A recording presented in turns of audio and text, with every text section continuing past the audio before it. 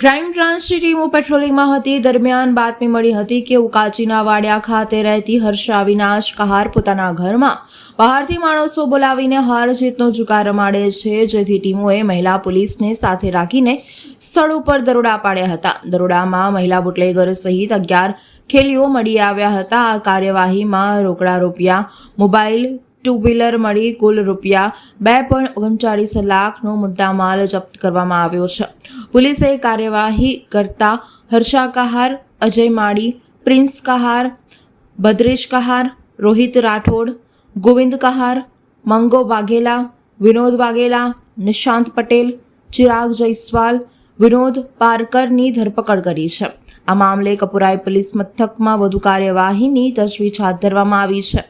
હર્ષા કહાર 12 વર્ષથી દારૂ જુગારની પ્રવૃત્તિઓ ચલાવે છે, જેની સામે કપુરાઈ, પાણીગેટ અને બાપુત પોલીસ મથકમાં પ્રોહિબિશનના 65 તથા જુગારના 5 ગુનાઓ નોંધાયેલા છે.